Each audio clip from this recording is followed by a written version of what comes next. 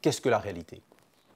On peut d'abord considérer la réalité comme, on le fait aujourd'hui, comme la réalité matérielle, hein, des faits, des situations, des événements, tout ce qui renvoie en fait aux actions et à toutes les dimensions de la vie, au social, à l'environnement, les sciences, les techniques, donc à ce qui est concret, ce qui est de l'ordre des constats, ce qu'on peut observer. Ce qui renvoie donc à une objectivité, hein, quelque chose qui est essentiel comme terme aujourd'hui, une objectivité, mais une dimension de réalité qui est quand même à investiguer, puisqu'on ne maîtrise pas tout de cette réalité. Et par contre, par rapport à cette réalité matérielle, on peut se mettre d'accord et donc en partager, je dirais, ce qu'elle est, et renvoyer une certaine impartialité. Donc une fois qu'on est arrivé à cet accord, qui souvent repose sur la dimension de quantité et de quantifiable. On peut mesurer et quantifier cette réalité matérielle, qui va renvoyer à des objets, des sujets, en réalité l'ensemble du monde, de l'univers. On est dans l'espace-temps et dans le domaine de la causalité, c'est le monde de l'extériorité. Dans cette réalité matérielle, il y a évidemment beaucoup d'inconnus. Hein. Nous maîtrisons un peu du passé, du présent, mais l'avenir est inconnu et les conditions dans lesquelles se passe cette réalité matérielle aussi nous sont inconnues. Et il y a aussi des dimensions d'inconnaissables, de choses que nous ne pourrons pas connaître, que nous ne pourrons jamais connaître. Alors bien sûr, les limites de la science font reculer ces dimensions d'inconnaissables. Sur l'aspect de causalité, cette causalité, elle est à notre dimension de monde, je dirais, macro, hein, celui que nous connaissons. Mais il est évident que dès qu'on passe sur de l'infiniment petit ou de l'infiniment grand, on sait qu'on a trop d'autres. On n'est plus dans la causalité, on est dans la relativité avec Einstein, etc. Bon, ce qui nous intéresse pour nous, dans le domaine qui est le nôtre, c'est cette dimension de causalité dans cette dimension d'extériorité. Jung va tout de suite se positionner très rapidement donc, dans ses travaux en dénonçant l'unilatéralité de cette posture matérialiste. Hein. Il suit beaucoup d'autres penseurs et il est convaincu, bien entendu, que le sujet se constitue par différenciation d'avec l'objet, mais en lien avec l'extériorité. Il n'y a pas de dualisme. Chez Jung, il y a vraiment un lien entre donc la réalité matérielle et ce qu'on va appeler une réalité intellectuelle. Par rapport aux faits, nous avons des opinions. Par rapport aux situations, nous avons des interprétations. Nous avons des évidences intérieures. Nous sommes dans le domaine de cette réalité intellectuelle du langage, de la réflexion, par rapport à l'action, de représentation que nous nous faisons du réel, tel que je le définissais en tant que réalité matérielle. C'est le monde des idées, donc du jugement, de l'analyse. On était dans le concret, on passe dans l'abstrait, dans la pensée, et dans aussi une autre dimension qui est celle d'imagination et de subjectivité. On était dans l'objectivité, on passe à une subjectivité puisque nous assumons ce regard personnel que nous portons sur la réalité matérielle, avec des difficultés qui sont celles liées justement au langage, qui peuvent être donc de généralisation.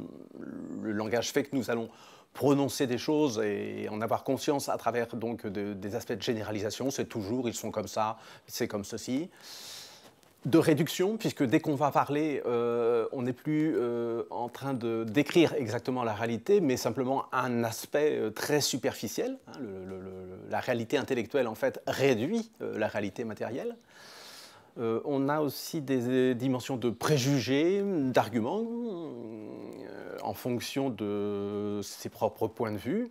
Les arguments sont très importants pour construire son discours, mais les préjugés vont asseoir un petit peu les façons dont nous pensons, et bien sûr, ne vont pas faciliter toujours les échanges. Un autre aspect, bien sûr, de cette réalité intellectuelle liée au langage, c'est la performativité, c'est-à-dire qu'en parlant, ou de la façon dont nous parlons, nous générons une forme de réel ou nous impactons le réel, matériel. Nous ne sommes pas seulement en train de le dénommer, de le nommer, mais nous allons en fait générer et engendrer une réalité en nommant les choses d'une certaine façon, qui n'est pas forcément en adéquation avec la réalité matérielle. On est dans le monde dans l'univers de la raison, de la raison, de la logique. Dans l'espace-temps, la réalité matérielle, on est dans l'ordre de la causalité, dans ce qui nous intéresse dans l'action. Dans la réalité intellectuelle, on est dans l'ordre de la logique. Ce qui compte, c'est d'exprimer des choses qui soient logiquement enchaînées et qui semblent logiques au regard de la raison. C'est à partir de cette dimension que le moi se constitue, que le sujet en tant que moi, j'utilise le mot de moi parce que Jung va beaucoup l'utiliser, je prendrai donc ce terme. Le moi se constitue sur cette dimension de réalité intellectuelle. Le moi s'appréhende à travers le langage, et donc la réalité intellectuelle fonde le moi, même si, bien sûr, moi, en tant que corps, je suis aussi dans la réalité matérielle, mais comme je le disais précédemment, chez Jung, il n'y a aucun dualisme, il y a au contraire des continuums et des liens entre les réalités. Un point fort, c'est que Jung est vraiment un penseur de l'intériorité comme réalité. L'intériorité n'est pas quelque chose de farfelu, de mystique, d'ésotérique, c'est une réalité, et c'est la réalité à partir de laquelle nous parlons et nous vivons, même si nous vivons dans le monde et avec le monde et en lien avec le monde matériel. Le moi qui se constitue dans cette réalité intellectuelle, on peut se poser la question de ce qu'il a compris, de ce qu'il comprend lui-même du réel, du monde dans lequel il est, de ce qu'il a intégré, c'est-à-dire de ce qu'il a intériorisé à partir de son expérience, qu'il a oublié mais qui le constitue maintenant. C'est très important parce que même s'il l'a oublié, le fait qu'il l'ait intégré fait qu'il est devenu cela, et il y a effectivement des choses qui sont oubliées, c'est-à-dire des choses qu'on devrait savoir, des connaissances, mais que nous ne savons pas. Voilà. Je ne parle pas de l'ignorance, mais déjà de ces trois dimensions, du compris, de l'intégré et de l'oublier. Ce qui nous renvoie à un niveau de conscience. En fait, on pense beaucoup à Jung comme celui qui a travaillé sur l'inconscient. Je crois qu'il est très important de bien appréhender le fait qu'il ne pense l'inconscient qu'en rapport avec la conscience. Et l'enjeu aujourd'hui, dans l'individuation, il est bien de cette conscience et du niveau de conscience que nous pouvons avoir des choses. Nous avançons dans ces différents niveaux de réalité, en approfondissant donc la dimension, je dirais, du moi, nous allons vers la réalité émotionnelle. C'est tous les sentiments que nous pouvons éprouver, qui renvoient donc à nos ressentis, à notre vécu. Le vécu en tant qu'incarné, à notre expérience donc en tant que pratiqué et ressenti intérieurement. Ça renvoie à des passions, à une immédiateté, à une intimité intérieure qui transparaît ou qui ne transparaît pas, à des dimensions d'amour-propre, de motivation, d'affectivité, réalité matérielle, objectivité, réalité intellectuelle, subjectivité, réalité émotionnelle, affectivité. Nous sommes affectés par des choses, et c'est le propre de l'être humain de pouvoir parler en première personne et d'être affecté,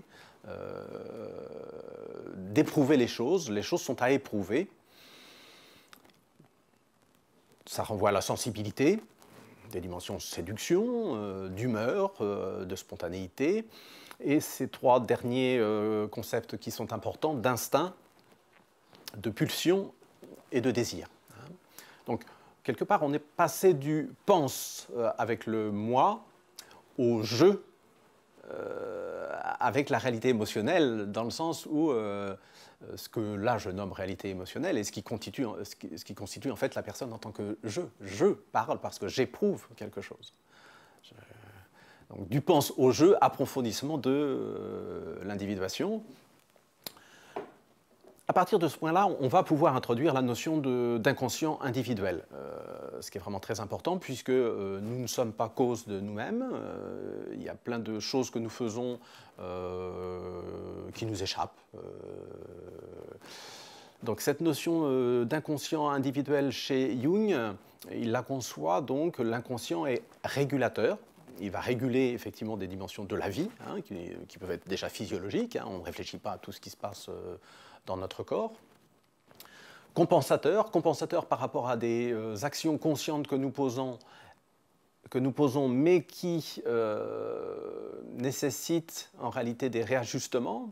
Donc là, il y a une dimension que nous verrons plus tard de régulation, d'autorégulation et de compensation donc, par rapport à l'aspect conscient. Et de prospective, parce qu'en réalité, dans l'inconscient se prépare déjà ce que nous allons dire ou faire. Nous n'en avons pas forcément conscience, on ne sait pas comment ça va se passer, mais inconsciemment, les choses se préparent. Donc ce niveau d'inconscient, il est déterminant évidemment dans la vie de chaque individu, dans les actes que vont poser tous les individus. Et là, on s'achemine vers des aspects déterminants de la dimension de l'individuation telle que donc, Jung la conçoit. Dernière étape dans notre avancement dans cette réflexion sur les niveaux de réalité, que crée et sur quoi repose le processus d'individuation. Donc on approfondit encore l'intériorité pour atteindre une dimension de réalité spirituelle qui renvoie à des dimensions de symboles. Hein, le symbole est une notion qui fait bien ce lien hein, entre deux aspects de réalité. Réalité spirituelle qui renvoie à des codes, des repères, des conventions sociales qui vont structurer une civilisation, une culture, qui donne le sens de ce que nous faisons, hein, qui renvoie bien sûr aux dimensions éthiques, morales, mais aussi aux dimensions d'apparat, d'apparence, de dogmes, hein, qui vont constituer des règles intangibles, qui peuvent constituer des règles intangibles, des notions d'honneur, de gloire, donc toutes ces dimensions symboliques hein, qui sont liées à cette dimension de réalité spirituelle, de pouvoir, évidemment, la dimension de pouvoir va jouer énormément dans la vie, de puissance que l'on peut exercer, qu'on est potentiellement capable d'exercer, grâce à l'argent par exemple, hein, grâce à les biens qu'on possède. Ça renvoie donc à une dimension de sacré. Hein. Je parle de sacré comme on pourrait parler aussi de sacré laïque. Il s'agit de considérer qu'il y a des dimensions dans l'existence qui ne sont pas uniquement réductibles donc, au matériel, mais qui font que nous pouvons nous référer à des choses qui dépassent ces dimensions matérielles, qui sont sacrées, séparées, et qui vont guider notre action. Hein. Donc, qui sont à rechercher parce que Jung ne considère pas du tout que Jung n'est pas un idéaliste. Il considère que tout ça, ce sont des choses qui sont à rechercher, mais dont il va décrypter l'origine à travers les mythes. La mythologie, c'est des choses qu'on peut retrouver aussi à travers la ritualisation de la réalité, hein, donc les rituels, les rites. Dans l'art, on retrouve des dimensions spirituelles. Les rêves hein, vont nous permettre de nous connecter effectivement à ces dimensions. Et on arrive à cette notion clé chez Jung que je ne pourrais pas trop développer, mais d'archétype, hein, que j'expliquerai très précisément, mais qui a souvent été incomprise. On peut parler de dimension religieuse aussi, pas dans le sens dogmatique, hein, de religieux dans le sens qui a cherché à apporter des éléments de réponse, de compréhension et de structuration pour permettre aux individus d'évoluer. On retrouve l'individuation. Hein. On est dans l'univers de l'universel, hein, l'universalité du fait humain. Tous les hommes autour de la planète sont hommes, mais une dimension de mystère, c'est-à-dire qu'on ne connaît pas du tout ni l'origine ni les fins, mais nous avons à vivre dans ce monde-là et en nous appuyant donc sur des valeurs. À ce stade, on peut introduire la notion d'inconscient collectif, puisque tout ce que je viens d'évoquer va être structurant et souvent très peu conscient de la part des individus eux-mêmes. Jung conçoit l'inconscient collectif comme, on pourrait le dire, une matrice et même un patrimoine humain par lequel nous pouvons devenir humains. C'est quelque chose qui nous est collectif, mais que nous allons, je dirais que chaque peuple, que chaque pays, que chaque culture va individuer collectivement d'une façon spécifique, mais néanmoins on a bien une dimension d'universel au-delà et derrière ces particularismes qui peuvent se développer. Donc je voudrais revenir sur ces 4 niveaux de réalité que je viens d'évoquer, parce qu'en réalité, c'est un découpage qui est peu classique, mais qui est très pratique. C'est-à-dire dans mon métier de consultant depuis 2007, où je me suis approprié cet outil, cette grille de lecture méthodologique, j'ai pu l'exploiter avec des centaines, sinon des milliers de personnes. Et tout le monde, ce qui est intéressant, c'est que tout le monde a très bien compris de quoi je voulais parler quand j'expliquais les choses avec cette grille. Je n'ai jamais rencontré quelqu'un qui m'a dit « mais alors il faut prendre le temps pédagogiquement, hein. Je ne le présente pas d'une façon aussi rapide, mais ça me semble intéressant de témoigner du fait que tout le monde comprend très bien ça. Je veux aussi le mettre en lien donc avec les travaux de Jung, puisque Jung lui parle de fonctions psychiques. Les 4 fonctions psychiques étant la sensation, la pensée, le sentiment, l'intuition. Et c'est bien en m'appuyant sur ces fonctions psychiques que j'ai pu reconstruire le tableau de ce que j'appelle des niveaux de réalité que je vous ai présenté précédemment. On arrive donc à ma première partie, ma première thèse, je dirais, par rapport à ce que Jung peut nous permettre de comprendre. L'individuation, un processus de différenciation, d'intégration et d'exploitation. Différenciation parce que le travail que nous avons à faire, c'est bien de désamalgamer, de désimbriquer et d'arrêter d'être dans la confusion entre ces 4 niveaux de réalité. Quand il parle des fonctions, c'est bien parce qu'il faut différencier ces fonctions, mais il faut différencier aussi les objets sur lesquels elles portent.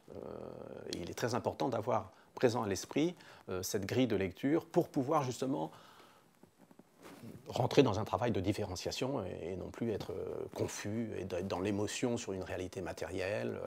Nous sommes dans un monde où, bien sûr, on va jouer du sensationnel constamment, empêcher les gens de penser en réalité, en captant leur attention. La réalité spirituelle, on va la réduire au matériel. Voilà, on est dans une confusion totale et donc cette différenciation, elle est importante. Intégration dans le fait que après avoir différencié, il faut intégrer toutes ces dimensions, c'est-à-dire en intégrer tous les aspects dans leur approfondissement. Donc ça, c'est vraiment cette deuxième dimension d'intégration est importante, et c'est une intégration aussi des dimensions forcément inconscientes de non-connaissance, mais aussi d'inconscient qu'il peut y avoir à travers ces différentes réalités. Donc l'intégration, c'est intégrer des contenus inconscients Un travail donc qui est à faire d'investigation, qui est très important pour être plus, je dirais, à même d'agir avec plus de conscience, au sens le plus fort du terme.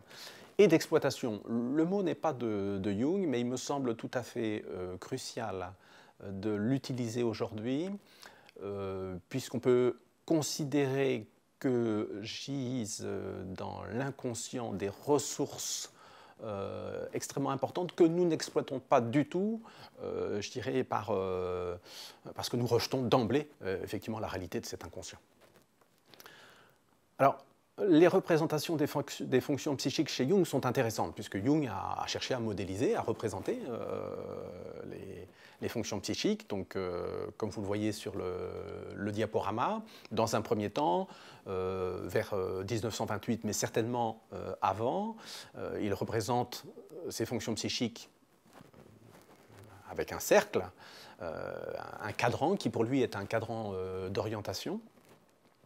En 1944, dans Psychologie et Alchimie, on voit que le cadran tourne, il met la pensée en haut, sensation, intuition, donc à gauche et à droite, et sentiment. Alors ça m'intéresse, puisqu'effectivement, on va se rapprocher avec cette deuxième représentation du tableau que je faisais précédemment,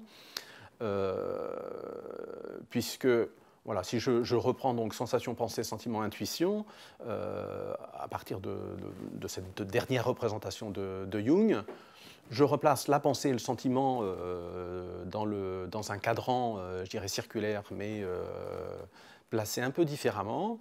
Je resitue effectivement les 4 réalités dans ce cadran, et ça nous permet d'avoir une première réflexion pour mieux appréhender cette première grille de lecture, en identifiant bien les dimensions individuelles, hein, puisque on va être avec ce pôle individuel qui est plus du côté pensée et sentiment, puisqu'on est en réalité sur l'intériorité d'une personne. La dimension collective qui est plus ce pôle vers la sensation, l'intuition, c'est-à-dire réalité matérielle et réalité spirituelle, dimension collective. Bien sûr, l'individu est dans le collectif, mais il y a quand même des dimensions qui sont plus individuelles. Pôle individuel, pôle collectif.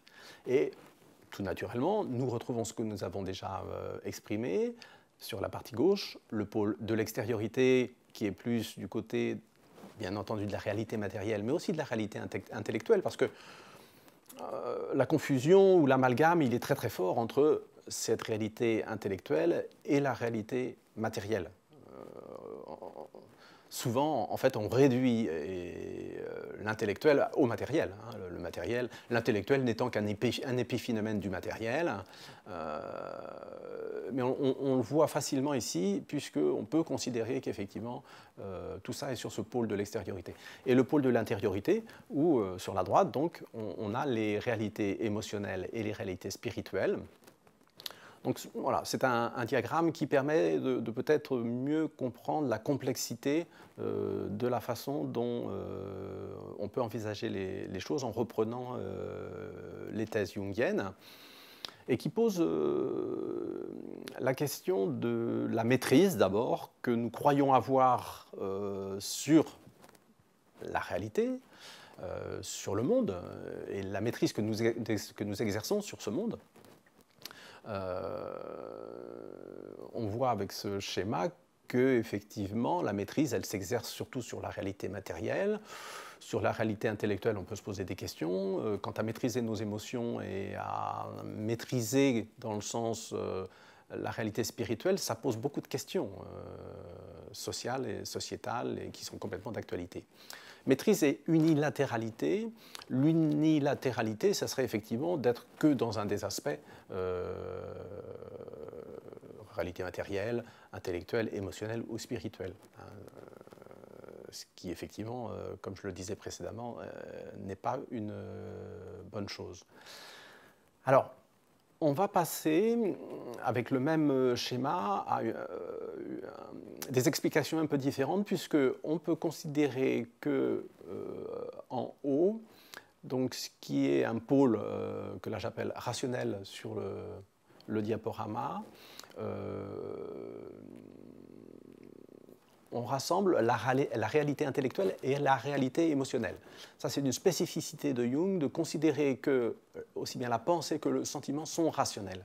Pour la pensée, c'est évident. On pense, avec la pensée, on est dans le logos, la logique, la raison. Hein. Notre conscience est une conscience rationnelle. Pour le sentiment, c'est vrai que ça semble un peu plus étonnant, mais je suis Jung sur ce point, et il me semble intéressant de comprendre qu'il y a toujours une raison, en réalité, au sentiment, qui n'est peut-être pas évidente, qui échappe, mais le sentiment est fondé sur cette réalité émotionnelle. Pour l'inverse, l'irrationnel. Très paradoxalement, nous voyons que la réalité matérielle est considérée par Jung comme irrationnelle.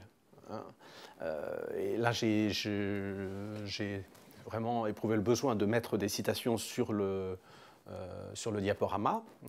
Donc, Jung définit dans un premier temps l'irrationnel, non pas ce qui est contraire à la raison, mais ce qui est en dehors d'elle.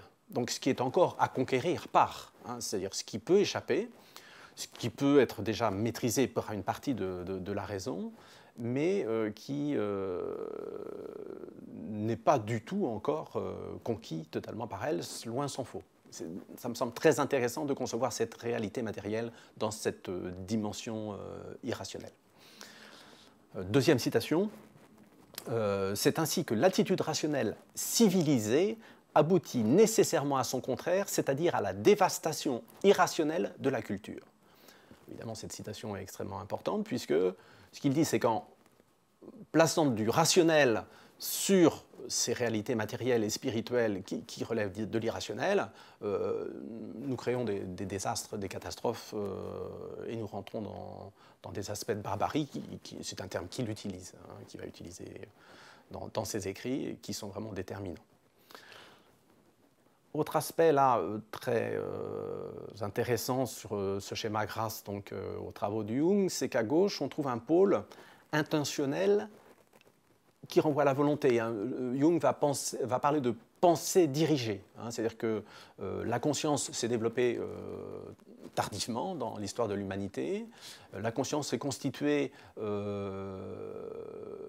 nécessairement, je dirais, en évacuant les autres aspects de la personnalité, c'est-à-dire qu'en mettant de côté du sentiment, de l'intuition, voilà, on va développer une pointe de pensée dirigée qui va nous permettre de poser des actes volontaires, une intentionnalité qui est forte, en lien avec une stabilité qu'on va trouver à la fois dans la matière, parce que voilà, la table, elle est dure, les actes que nous posons, les faits sont têtus, donc la stabilité, elle est dans la matière, et heureusement que nous avons cette matière pour que nous puissions, je dirais, rattacher notre moi intérieur à quelque chose de stable, mais la stabilité, on va bien la trouver à la fois dans la matière, mais aussi dans l'intellect grâce au langage. Le langage et le logos contiennent des aspects de stabilité qui ont fasciné très tôt l'homme et où je dirais, les philosophes ont vu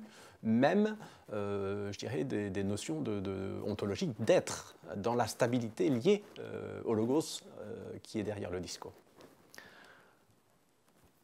Ces dimensions donc d'intentionnalité et de stabilité sont à contrebalancer avec sur la partie droite donc bien sûr ce qui est subi dans l'inintentionnel, c'est-à-dire ce que nous ne souhaitons pas, mais que nous subissons de toute façon. Nous le subissons parce que nous sommes envahis par des émotions, que les dimensions de réalité spirituelle vont nous posséder, ou peuvent nous posséder, nous animer. Quelque part, elles sont nous, alors que nous pouvons nier qu'elles le soient. Et donc, en réalité, aux conditions de possibilité des choses mêmes. Volonté et conjonction. Donc, ce schéma-là permet de comprendre comment Jung conçoit la volonté. Dans l'individuation, c'est essentiel. Et la conjonction, bien sûr, c'est la conjonction des opposés. Cette conjonction des opposés, ça sera une notion qui est extrêmement importante chez Jung et qui vise à nous permettre de sortir de quelque chose d'univoque, de binaire, mais d'élargir notre personne, notre individuation, notre conscience à des choses qui apparemment semblent complètement contradictoires et paradoxales, mais si nous faisons l'économie effectivement de cette conjonction, de ces liens, c'est là où effectivement nous risquons toujours la dévastation irrationnelle de la culture. Donc l'individu va se constituer en réalité dans une itération. Alors, Jung utilise effectivement la spirale, il parle de spirale, il parle beaucoup de cercles, mais il parle aussi de spirale. La spirale représentant la force de la vie, une force vitale pour lui, quelque chose qui fait qu'effectivement, Jung n'est pas vitaliste. On lui reproche beaucoup de choses, mais en réalité, il déplaît à tout le monde. Il déplaît, comme vous le voyez ici, il va le déplaire. On va le voir sur le schéma suivant, mais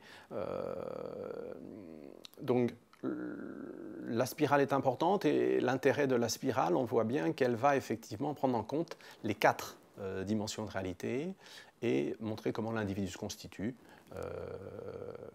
constamment dans cette évolution. Ce que nous venons de voir pose la question du rapport à soi et au monde. Et on peut considérer maintenant les dérives des excès qui sont liées à chacune des postures, qui pourraient être, si on reste non seulement dans une unilatéralité, mais si en plus on est sur un excès dans cette unilatéralité, on a des dérives, les fameux ismes que Jung n'est pas le seul à dénoncer. Voilà, vous les retrouverez sur ce diaporama, populisme, sentimentalisme comme moralisme, comme je dirais dérive excessive de la réalité émotionnelle, fanatisme, spiritualisme, intégrisme comme dérive unilatérale de la réalité spirituelle, scientisme, matérialisme, positivisme comme dérive de la réalité matérielle, et dogmatisme, rationalisme, idéalisme comme dérive d'une réalité intellectuelle unilatérale. L'individuation confrontée aux 4 types de vérité. Avec la grille de ces 4 niveaux de réalité, matérielle, intellectuelle, émotionnelle et spirituelle, grâce, je dirais, donc aux fonctions psychiques que Jung a mis en place, on peut réfléchir à 4 réalités. Premièrement, la réalité qui est en fait une réalité qui est en boucle sur la réalité intellectuelle. C'est-à-dire que ce que je dis est vrai parce qu'il est conforme à la logique interne autoréférente au discours. Alors évidemment, en langage mathématique, 2 plus 2, voilà, toutes les assertions qui vont être... Alors on peut prendre les syllogismes bien connus, un cheval bon marché est rare, ce qui est rare est cher, donc un cheval bon marché est cher. On voit bien on tourne en boucle, on est autoréférent, et l'apparence logique crée vérité. Ça pose des problèmes qui sont fondamentaux, évidemment, par rapport à l'individuation et au rapport au réel. Deuxième vérité, c'est la vérité en tant qu'adéquation de ce que je dis rationnellement, intellectuellement, avec mes propos, et la réalité extérieure. Il fait beau aujourd'hui. Alors après, il faut s'entendre sur les critères qui permettent de définir et de déterminer cette réalité matérielle, mais c'est vraiment pas du tout la même chose. Dans le premier cas, on peut être sur quelque chose qui est de l'idéalisme, voilà, ou du dogmatisme pur. Dans le deuxième cas, on est sur une vérité qui s'efforce de faire le lien entre quelque chose que je pense et quelque chose qui est extérieur. Troisième réalité entre ce que je pense et ce que je ressens intérieurement. Comme j'ai commencé à le dire tout à l'heure, cette réalité émotionnelle, c'est en réalité le lieu du jeu. S'il fallait dire je pense donc je suis, le jeu il est dans la réalité émotionnelle, pense il est dans la réalité intellectuelle, donc il est aussi dans la réalité intellectuelle. Je pense donc je, réalité émotionnelle, suis, je suis un corps réalité matérielle et suis une réalité spirituelle en tant que personne, être, voilà. Donc, dernière vérité, effectivement, vérité comme adéquation de la raison, du langage, à des dimensions spirituelles, qui peuvent être soit de dogme, c'est ni négatif ni positif, hein, symbolique, mais du rituel, du mythe, des choses qui sont propres à ce qui constitue une civilisation, une culture, et des choses qui sont partagées. Donc évidemment, ça peut sembler être des vérités éternelles, ou on peut dériver vers ces vérités éternelles. C'est des conséquences, donc, je dirais, de cette modélisation qui me semble importante à poser dans le processus d'individuation. Autre aspect que nous pouvons aborder à partir de cette matrice maintenant, c'est de confronter cette matrice donc, avec des modalités, quatre modalités d'autorégulation. Premièrement, vous voyez qu'on le fait dans ce sens horizontal, et que ça vient bien en matrice par rapport aux dimensions verticales des niveaux de réalité. Premièrement, donc, une autorégulation. Alors, le terme d'autorégulation, j'ai été très surpris en reprenant les ouvrages de Jung. Jung va utiliser le terme une quarantaine de fois dans ses livres. Il est très marqué par cette dimension de régulation, d'autorégulation. Ça ne m'avait pas autant frappé préalablement aux travaux que j'ai été obligé de faire pour préparer là, cet exposé. Premièrement, une autorégulation orientée, puisque même s'il n'est pas finaliste dans le sens où les fins ne sont jamais... Il n'y a pas d'eschatologie chez Jung, hein, les choses, on ne sait pas où on va. Mais néanmoins, il y a une finalité dans le sens où les choses sont orientées. Donc, premièrement, une autorégulation orientée, inhérente, hein, propre à la nature, en tant que matière et vie. Bien sûr, cette autorégulation propre à la nature, elle constitue la totalité du monde avant que l'homme apparaisse. Elle renvoie effectivement, puisque cela a été évoqué dans le séminaire, donc, aux notions d'entropie et de négantropie. Jung pose bien le mystère des origines et des fins, sinon le mystère des modalités par lesquelles cela se déroule, hein, cette autorégulation, mais néanmoins on peut la constater. Hein, on la constate et on peut considérer qu'il a, par certains côtés, donc, des dimensions évolutionnistes. Il est très marqué par Darwin et il ne remet pas du tout en cause les dimensions de sélection qui peuvent se décliner en adaptation et en reproduction. Mais néanmoins, il y a bien une force de vie et une autorégulation spécifique et propre à la nature. Une deuxième forme d'autorégulation est propre à l'inconscient. Comme je l'ai évoqué, l'inconscient pour Jung, il est compensateur de dimensions conscientes, il est régulateur, prospectif, je l'ai dit, mais il faut bien penser qu'il n'est pas du tout idéaliste, donc pour lui, il n'y a pas des choses qui préexisteraient, et que donc cette autorégulation propre à l'inconscient, c'est quelque chose qui s'est constitué en même temps que l'évolution de l'homme, pour contrebalancer effectivement des postures conscientes qui seraient inadaptées à la vie et à la survie de l'homme lui-même. Je crois que c'est extrêmement important de comprendre l'inconscient de cette façon. Troisième autorégulation, c'est l'autorégulation qui est propre à la conscience. Nous-mêmes, nous avons des modalités d'autorégulation dans une conscience qui est rationnelle, mais la conscience, c'est juste une pointe de ce que je suis conscient tout de suite, et puis c'est après un ensemble de choses que je peux mobiliser, je peux me souvenir, qui renvoient à des actes que je vais poser, que j'anticipe, qui renvoient donc à de la créativité, une autonomie, à des processus aussi de défense automatique et de protection, donc qui peuvent être utiles, mais qui peuvent être aussi par moments extrêmement nuisibles, handicapants ou poser problème, effectivement, par rapport à la vie avec les autres. Ça renvoie, comme je l'ai déjà évoqué, donc, à des dimensions de volontaire, d'involontaire.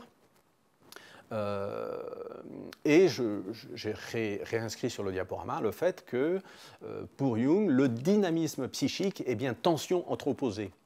C'est bien de par la tension entre des opposés que nous avons un dynamisme psychique. Notre conscient, il n'est en tension, il n'existe ou il n'est vigilant, il n'est en vigilance que parce que, d'une façon sous-jacente, mais bien consciente quelque part, nous sommes en tension entre des opposés, entre des choses dont nous avons envie d'un côté et envie d'un autre. Hein.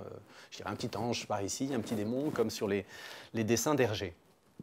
Quatrième autorégulation, c'est l'autorégulation orientée inhérente à la nature acculturée technique.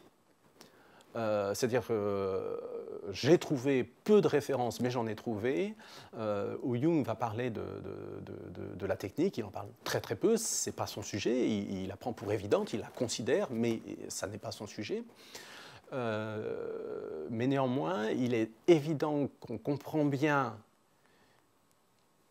qu'avec cette quatrième autorégulation, l'homme s'empare de quelque chose qui était dans le 1, l'autorégulation de la nature, pour l'utiliser par lui-même et d'une façon, je dirais, totalement disproportionnée par rapport à ce qui était possible au niveau des régulations internes à la nature, ce qui crée les déséquilibres effectivement écologiques, ce qui crée des déséquilibres sociaux, ce qui crée des déséquilibres qui posent question. Hein. Donc ce cadre, c'est bien l'homme qui s'empare de possibilités qui sont dans les régulations de la nature, mais avec la technique qui démultiplie, qui